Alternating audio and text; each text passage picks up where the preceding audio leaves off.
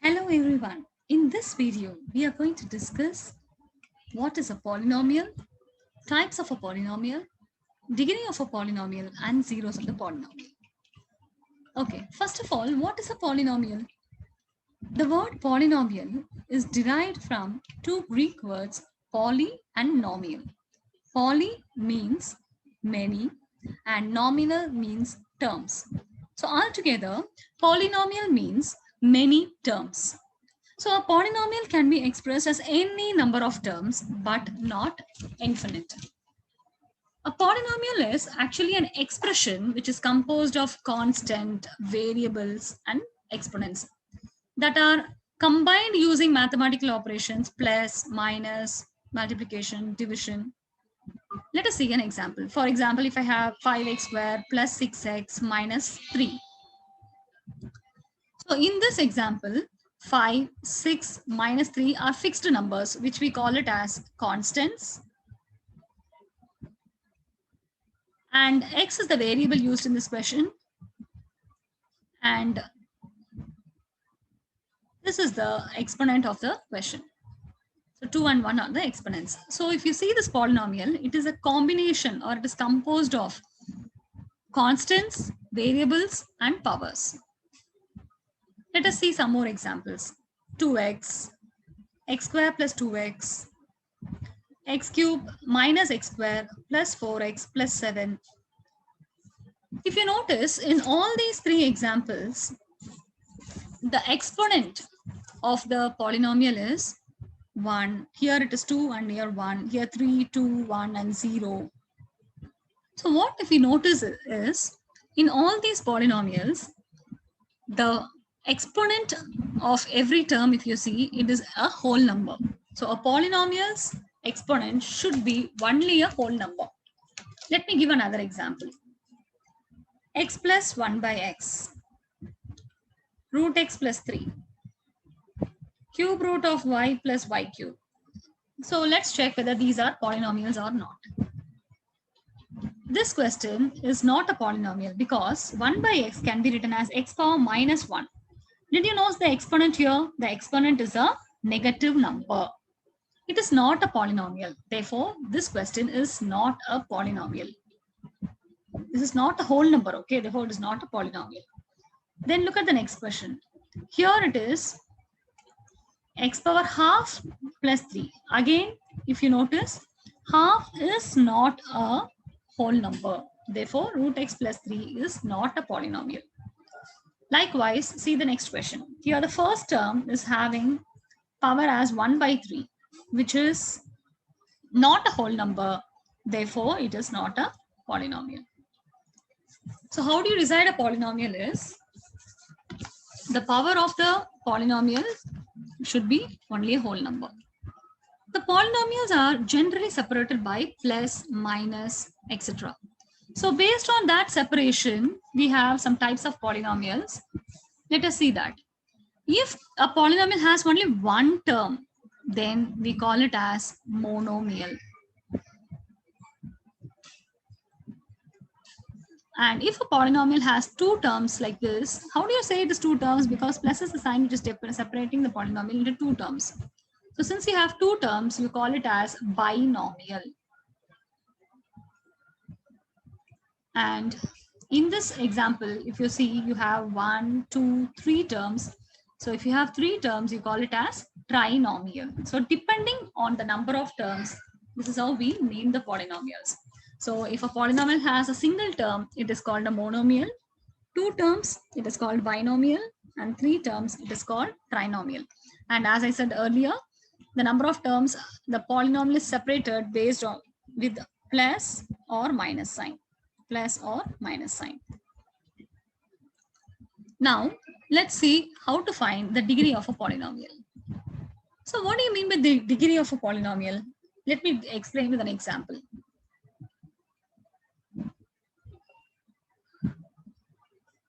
So here you have how many terms? 4 terms, right? So in all the 4 terms, each term has 1 power. So in the first term, you have 4 as the exponent, second term 2 as the exponent, third term 1 as the exponent, and in the fourth term 0 as the exponent. So in this particular question, let's see how to find the degree of the polynomial. It is nothing but the highest degree of a monomial within a polynomial. So here, which is the highest degree? 4. Therefore, the degree is 4. The highest exponent is 4, so that becomes the degree. Let's see a few more examples. 3x plus 1. What is the degree of this polynomial? It is 1. 4x square plus x plus 1. So here the x power is highest degree of the monomial here is 2. Therefore, the degree is 2 here. The next example,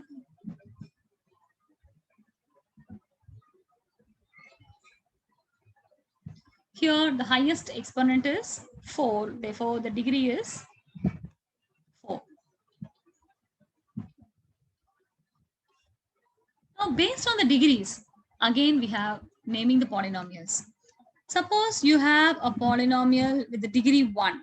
Then such a polynomial, we call it as linear polynomial. And if you have a polynomial with the degree 2, then you call such a polynomial as quadratic polynomial.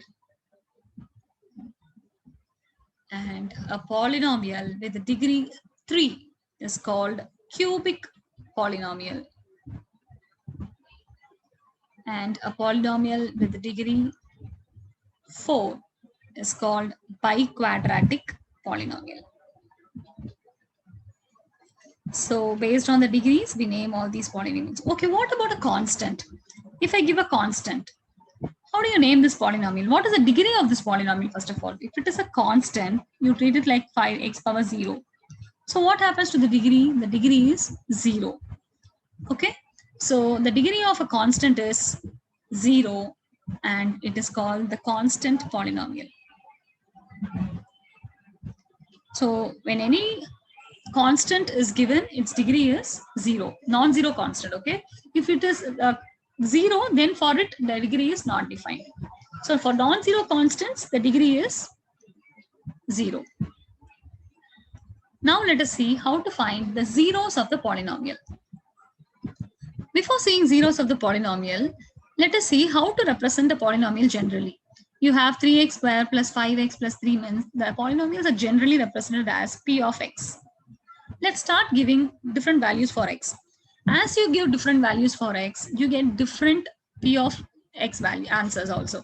So when I give x as 1, it is p of 1, which is equal to 3 into 1 square plus 5 into 1 plus 3, which is 3 plus 5 plus 3, 11. If you give the polynomial as 0, then it becomes p of 0 equal to 0 plus 0 plus 3, which is 3. And suppose if you give as minus 1, then p of minus 1 equal to 3 into minus 1 the whole square plus 5 into minus 1 plus 3. So this is 3 minus 5 plus 3, which is 1. So for any polynomial, as you give different values for x, you get different answers. Then what do I relate here with zeros is, when you say the given number is a 0 of the polynomial is the x values which make the polynomial equal to 0. Such x values only we call it as 0 of the polynomial. For example, if I give p of x is equal to x plus 3.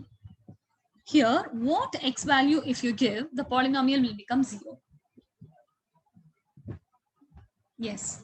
If you give minus 3, it will become 0. So p of minus 3 if you give, it will become minus 3 plus 3, which is 0. So in this question, x is equal to minus 3 is the 0 of the polynomial.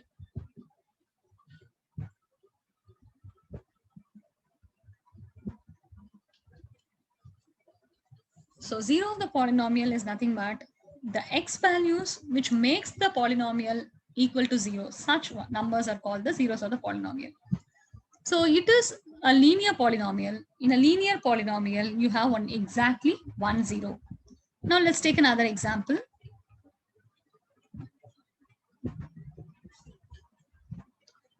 So here, what will be the zeros of the polynomial? So in case you can't sit and try with all the numbers, in case if you want to know what will be the zeros, you can factorize the question and you can find the zeros. So if it is x plus 2 into x plus 3 equal to 0, so x is equal to minus 2 minus 3. So we can check whether minus 2 and minus 3 are the zeros or not by substituting it. So minus 2 the whole square plus 5 into minus 2 plus 6. So 4 minus 10 plus 6, so 0. Since minus 2 is making the polynomial 0, minus 2 is a 0 of the polynomial. Now let's check with minus 3. So minus 3 the whole square plus 5 into minus 3 plus 6. That is 9 minus 15 plus 6, which is again 0. So here minus 2 and minus 3 are the zeros of the polynomial.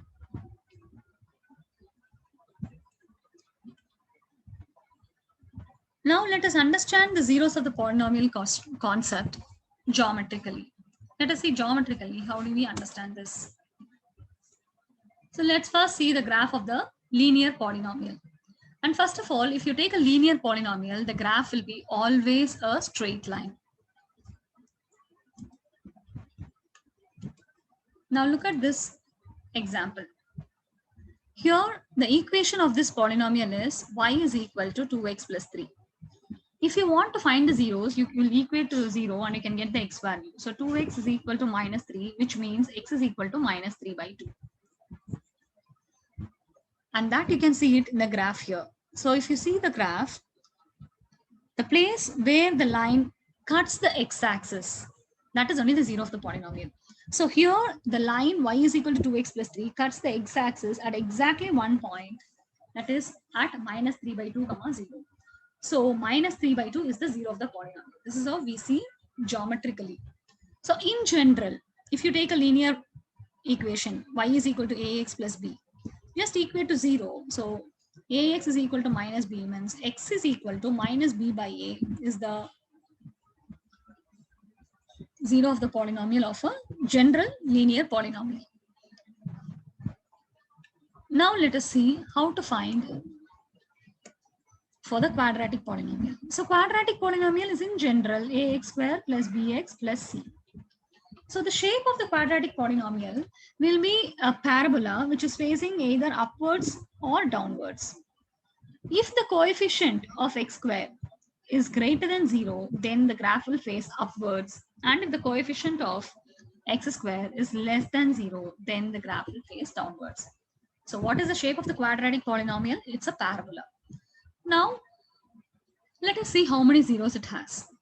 In this example, x square minus 3x minus 4, if you see the graph is cutting the x-axis at two places. So what are the two places? Minus 1 and 4. So minus 1 and 4 are the two zeros of this polynomial. If you want, you can factorize and check it. So it is minus 4 plus 1. So x minus 4 into x plus 1 is 0, means x is 4 comma minus 1. So the same thing only we discussed with the help of the graph. Now, the next question is, in the quadratic polynomial, will you always get always two zeros? Let's see now. Now look at this example.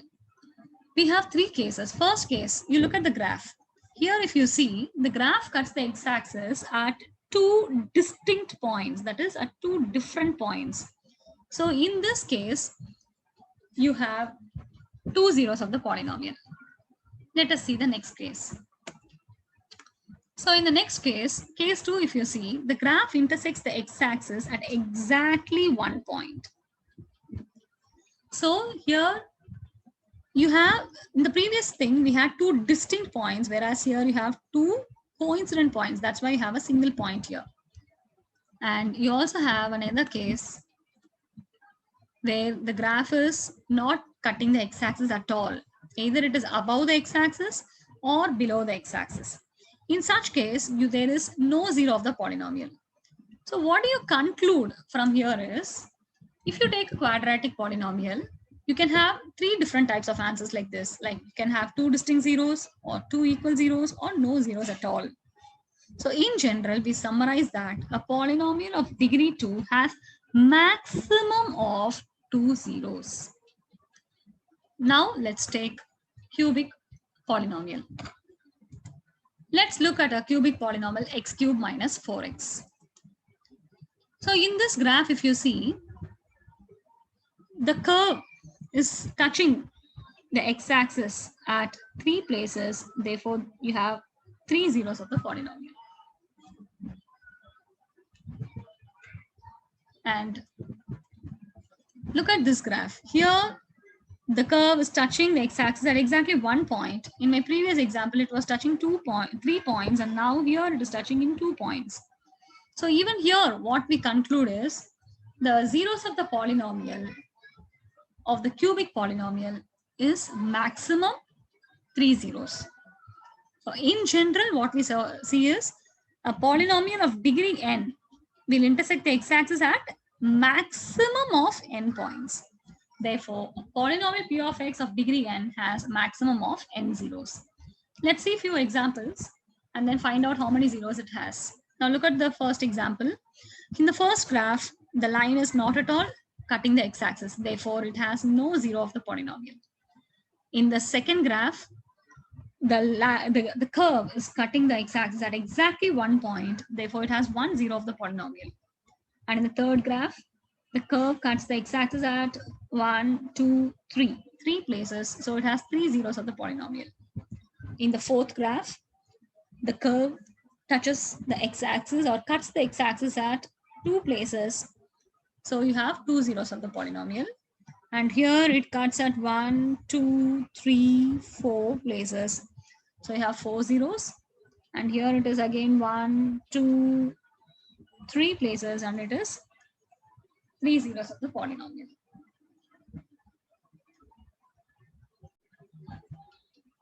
If you have any doubts, you can ask in the comments.